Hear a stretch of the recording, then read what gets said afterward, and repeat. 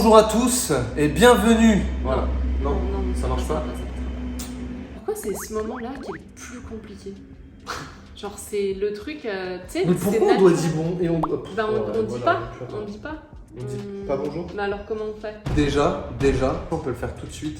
On va faire du forçage. Déjà, faut mettre des pouces et faut s'abonner parce que nous, on a besoin de ça. Voilà, merci. Si vous trouvez que c'est cool, hein. Même si vous trouvez que c'est pas Si cool. évidemment, si Non. vous trouvez que c'est cool. Bah non. Bien sûr. Non, parce que. On veut pas des abonnés qui trouvent pas ça cool. Non, la théorie, c'est que si vous faites rien, nous, on peut pas s'améliorer. Donc, si vous mettez des pouces, ça va nous donner envie de nous améliorer. Oui, ou si vous mettez des commentaires aussi. Voilà, du des coup. commentaires très importants. Qu'est-ce que vous en pensez? Quel sujet vous aimeriez qu'on aborde? Et tout ça. Donc, sinon, Aujourd'hui, on est là pour une deuxième expérience. Et cette fois, cette expérience, ça va se passer sans sortir de chez nous. et moi, je sers à rien dans l'expérience.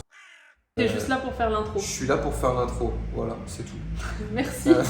Merci pour ta Je présence. fais l'intro et je fais le montage de la vidéo. Ouais. Donc on peut le remercier dans les commentaires, ça peut aussi servir à ça. Cette expérience, c'est j'ai chronométré le temps que je passe à travailler pendant un mois complet, jour par jour, et j'ai fait tout le détail. En fait, pendant un mois, ça faisait partie de ma routine.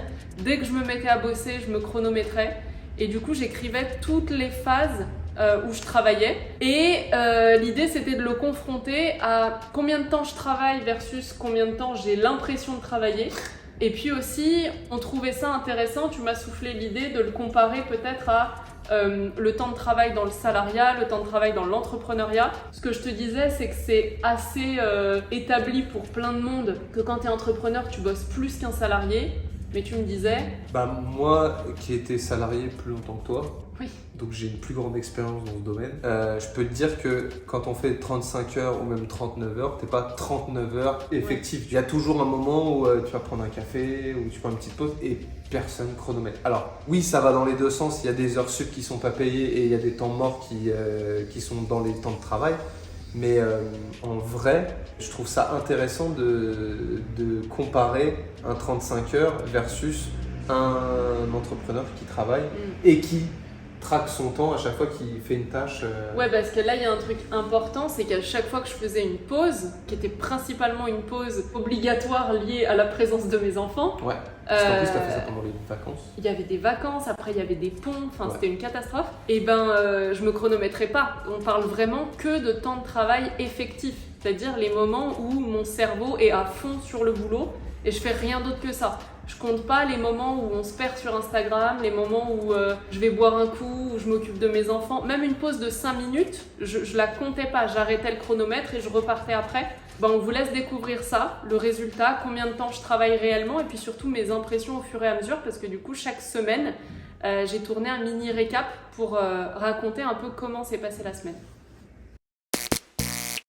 Bilan de cette première semaine de travail, j'ai bossé au total 36h30. Je suis assez surprise de cette quantité d'heures parce que quand je compare à un job temps plein salarié, on est sur 35 heures et moi j'ai l'impression d'avoir été en vacances cette semaine. En moyenne, les jours de la semaine, donc du lundi au vendredi, j'ai bossé à peu près 6 heures, quelque chose comme ça. C'est plutôt une journée normale, sauf qu'en fait la répartition des choses, et lundi c'était le pire, c'était 10 minutes, 50 minutes, 35 minutes, 10 minutes. Et en fait, ça c'est parce que cette semaine était spéciale, c'était une semaine de vacances scolaires. Donc j'avais mes 3 enfants à la maison. Et lundi, je crois que ça a été notre jour où on a essayé tous de prendre nos marques avec ça et où j'ai fait le plus d'aller-retour entre le boulot, je me stoppe, je fais un truc avec eux, je me stoppe, on fait à manger, je me stoppe. Enfin bref, ça s'est enchaîné comme ça. Et du coup, je pensais avoir bossé beaucoup moins. Je pensais être, je sais pas, autour de 15-20 heures, quelque chose comme ça, max. Et en fait, pas du tout. Du coup, j'ai très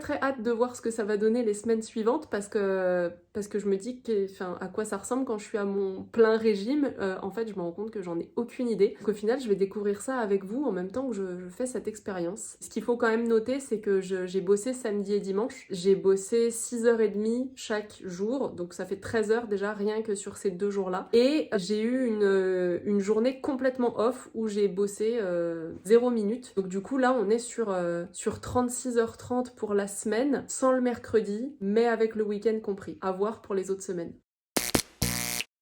On est dimanche soir, on arrive à la semaine 2 de ce challenge, un mois avec moi. Le bilan est un peu mitigé parce que cette semaine, je suis dans un feeling partagé. La lumière est horrible, il est 22h07. Je viens juste de fermer mon ordi. Cette semaine, j'ai bossé 47h45, donc presque 48 heures. Et en fait, j'ai commencé par 2 énormes journées puisque lundi et mardi, j'ai fait 9h et 10h, donc presque 20 heures de taf en 2 jours. Découpé par... en plein de petites tranches et en fait j'ai détesté ça. C'est-à-dire que c'est les journées où j'ai des rendez-vous avec mes clients et du coup j'alterne les moments de rendez-vous avec les moments où je crée un peu de contenu, que ce soit pour les réseaux ou même pour mes formations, etc. Des moments où j'essaye d'enregistrer des trucs. Du coup je commence tôt, j'ai pas de pause et je finis tard. Ça a contrebalancé avec mercredi, qui est une journée où j'avais les enfants. Donc j'ai bossé seulement 4 heures, découpées en 3 fois. Et puis là, sur la fin de semaine, j'ai pas beaucoup travaillé jeudi et vendredi. Et du coup, j'ai commencé à faire un premier petit calcul pour savoir combien de temps j'avais bossé. Et j'étais un peu dégoûtée en fait en me disant putain, j'ai travaillé que ce temps-là. Pas parce que je cherche à battre un record, mais parce qu'en fait, je me dis, j'ai l'impression que c'est tellement plus qu'en fait, quand je vois le temps que j'y passe, j'ai l'impression que c'est pas représentatif de tout ce que je fais. Et puis en réalité, samedi, dimanche, aujourd'hui par exemple, j'ai bossé 9 heures. Je suis pas ultra satisfaite de ça. Je dois dire que bosser 50 heures par semaine, c'est pas mon goal. Mais par contre, c'est mon quotidien en ce moment parce que pour tout un tas de raisons, je peux pas faire moins. J'ai plein de choses en fait à gérer en même temps qui font que je peux pas réduire cette charge de travail là pour l'instant. J'essaye fort de trouver des sources de joie et de motivation ailleurs aussi pour tenir le coup, tout simplement, me rappeler aussi de ma vision et de pourquoi je fais tout ça. Et ce que je voudrais rappeler aussi, c'est que c'est dans ces 48 heures-là de travail cette semaine, je parle que de travail efficace. Je parle que de travail où véritablement je travaille et pas de travail où je suis un peu sur les réseaux, un peu en train de scroller, un peu en train de avoir des idées, réfléchir à 2-3 trucs, etc.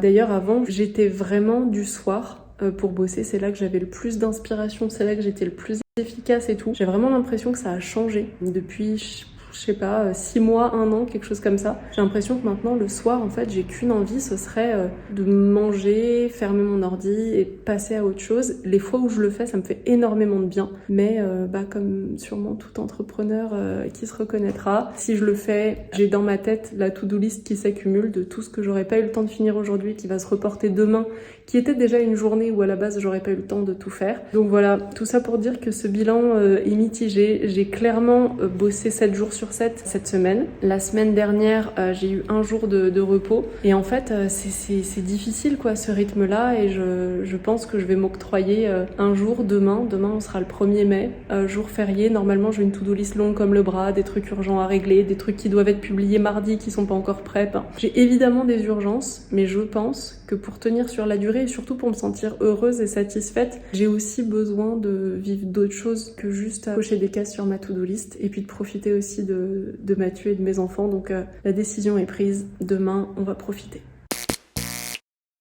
C'est la fin de la semaine 3. Cette semaine, elle était ultra dure. J'étais en galère en fait. J'étais en maman solo, j'étais malade et il y avait des jours fériés. Du coup, c'était assez complexe. J'ai revécu pour la première fois depuis longtemps le vrai sentiment de faire une crise d'angoisse. Et puis vraiment les journées archi découpées. J'ai réussi en fait, en tout et pour tout cette semaine, à être vraiment productive une journée. Et le reste du temps, j'ai eu l'impression d'avoir 1000 petits trucs à gauche, à droite, de faire des choses en 40 petits bouts. Enfin, c'était vraiment assez épuisant comme rythme. Au total, et j'aurais pas parié là-dessus, j'ai quand même bossé 43h30, ce qui est pas dégueulasse pour une semaine de jours fériés, de malades, etc. Mais en réalité, ma semaine n'a pas du tout été égale. Lundi, j'ai bossé 6h30, ce qui est une journée plutôt normale. Mais j'ai l'impression de ne pas avoir beaucoup travaillé ce jour-là parce que c'était un jour férié et que je suis allée au cinéma avec les enfants. Donc en réalité, les 6h30, j'ai bossé 4 heures le soir, quoi, après 20h. Donc c'était pas ouf. Mardi, mercredi, j'ai fait à peu près, et jeudi aussi, j'ai fait à peu près 8h30 de boulot chaque jour. Donc ça, c'était plutôt ok, y compris le mercredi qui était une journée solo, mais les enfants étaient super cool. Enfin, j'ai pu avancer un peu comme je le voulais, même si franchement, c'est découpé en 1h, 1h15, 1h30. C'est plein de petits bouts dispatchés. Mais je me suis rendu compte d'un truc aussi, c'est que même quand les enfants sont pas là, en fait, je bosse pas en ligne droite et continue tout le long. Je pensais que c'est ce que je faisais. Et en réalité, je me rends compte qu'au bout de 4 heures, 4 heures et demie, il faut que je m'arrête parce que je force et je suis plus productive. Et du coup, c'est un truc contre lequel je pense que je luttais avant. Et là, pendant ce mois-ci et cette expérience, le fait de timer à chaque fois, je me rends compte que ouais, c'est un peu mon max, même quand je suis toute seule, pour vraiment rester focus et productive. Donc je fais souvent 4 heures, puis une pause, puis je m'y remets plus tard. Et du coup, samedi, dimanche, j'ai encore bossé parce que j'avais trop de choses à rattraper, trop de choses en retard, etc. Mais j'ai bossé à peu près 4 heures ou 4 heures et quart par jour dans le week-end. Donc en réalité, j'ai pas tellement l'impression d'avoir gâché mon week-end parce que ça m'a permis moi d'avancer et en même temps, ça n'a pas ressemblé à une journée normale de semaine. Donc voilà le bilan de cette troisième semaine, 43h30, c'est pas mal, c'est assez respectable. Je dois dire que jusqu'à présent, je suis assez surprise. J'avais l'impression de bosser beaucoup plus que ça. Et je pense que la semaine prochaine, je vais clairement moins bosser parce qu'en fait, il y a plein de choses qui se passent là en ce moment pour moi au niveau perso. Et je sens que mon corps ne me suit plus. J'arrive plus à réagir comme je le faisais avant. J'arrive plus à tenir le rythme et j'arrive plus à me forcer à retrouver une énergie, à la recréer moi-même quand je suis plus animée sur le moment par ce que je fais. Du coup, je suis assez perplexe par rapport à ça parce que je n'arrive plus à forcer et en même temps, je me demande comment je vais réussir à tout faire avec ce genre d'énergie-là. On est dimanche soir, fin de cette 4e semaine de reportage, d'immersion dans un mois de travail avec moi. Cette semaine, mon corps n'a pas suivi. En fait, j'avais déjà prévenu la semaine prochaine en disant que ça allait être compliqué pour moi et ça l'a été. Ça l'a été même plus que prévu. Au final, cette semaine, j'ai bossé presque 30 heures. J'ai bossé 29h30 et j'ai clairement l'impression d'avoir été une semaine en vacances. Lundi, j'ai bossé 3 heures. Mardi, j'ai bossé 3h30. Il y a eu encore une fois un jour férié. Il y a encore une fois des jours où j'étais malade. Impossible de me concentrer. J'étais en retard sur tout. Enfin, c'est vraiment genre catastrophique. Jeudi, vendredi et aujourd'hui, j'ai bossé un peu plus, j'ai fait à peu près 6 heures par jour. Et hier, j'ai pris une journée 100% off. J'ai pas bossé le matin avant de partir. J'ai pas bossé de la journée puisqu'on était à la plage avec les enfants. Et j'ai pas bossé le soir en rentrant. Et ça, je sais pas depuis combien de temps ça m'était pas arrivé de vraiment faire une coupure de 24 heures, de zéro boulot, même pas de mail, rien de tout ça. Donc ça m'a fait beaucoup de bien, en vrai. Là, comme on le voit, il est assez tard, il est 22h, ma journée se termine. J'ai bossé 6h30 aujourd'hui, on est dimanche, donc il y avait forcément les enfants. Mais j'ai réussi à être assez productive, je fais 2 heures, 3 heures et 1h30. Là, je suis pas sûre de m'arrêter tout de suite parce que j'ai quelque chose à faire d'hyper important pour préparer ce que je dois faire demain et j'ai un tout petit créneau pour le faire demain, donc si je prends du retard ce soir, je pourrais pas le faire demain et donc je serai à nouveau en retard sur quelque chose. En même temps, il est déjà 22h, je suis assez claquée et je viens d'aller nettoyer un pipi au lit de ma fille. Donc j'ai moyen envie de me lancer dans un si gros sujet que ça parce que je sais que j'en ai à peu près pour 2h30, 3h si je me mets dedans. On va voir ce que ça donne. En tout cas, bilan de cette expérience. C'était agréable pour moi de traquer un peu mon temps. Je vous invite vraiment à faire ça aussi. Ne serait-ce que pour avoir une idée du temps que vous passez à faire les choses. Ça m'a permis de voir aussi à quel point j'ai des journées qui sont découpées en plein de petits morceaux parce que rythme avec des enfants oblige. En fait, je peux pas travailler quand je veux, comme je veux et m'arrêter quand j'ai envie de m'arrêter. J'ai des horaires à respecter pour les emmener à l'école, pour les ramener de l'école. J'ai des mercredis et des week-ends où ils sont là et je trouve que j'arrive plutôt pas mal à composer avec ça. En revanche, ce que ça met en lumière, c'est que je ne veux plus travailler 7 jours sur 7. Je l'ai tellement fait que c'est devenu mon rythme normal. En plus, là, je suis dans une période de ma vie où c'est très compliqué de ne pas le faire parce que j'ai tellement de choses à gérer et j'ai tellement de pression sur mes épaules à tous les niveaux, perso, pro, financier, etc. que c'est pas possible techniquement pour moi de lâcher. Mais je sais que dans un futur très proche, c'est-à-dire avant la fin de cette année, je ne veux plus de ce rythme-là. Donc ça me donne aussi peut-être l'énergie de travailler un peu plus fort maintenant pour mettre en place des choses qui me permettront de travailler moins fort plus tard. Et c'est vraiment important pour moi de faire ça. On espère que cette vidéo t'a plu. Si c'est le cas, pense à t'abonner, à liker cette vidéo et surtout à nous dire en commentaire quelle expérience t'aimerais qu'on tente pour la suite. Nous, c'est un format qu'on aime bien. On a plein d'idées, mais on aimerait bien que ce soit interactif. Je t'invite aussi à peut-être tester l'expérience pour toi, en particulier si tu es entrepreneur, pour te rendre compte du temps de travail réel que tu passes. Peut-être que comme moi, tu as l'impression de travailler plus que ce que tu fais en réalité. Peut-être qu'au contraire, tu sous-estimes carrément ce que tu fais. Dans tous les cas, ça te permettra d'avoir une vue d'ensemble de ton organisation et du coup de comment est-ce que tu peux l'optimiser. Un petit mot à dire ? On te fait des bisous et on te souhaite la bonne journée. À bientôt. Bisous.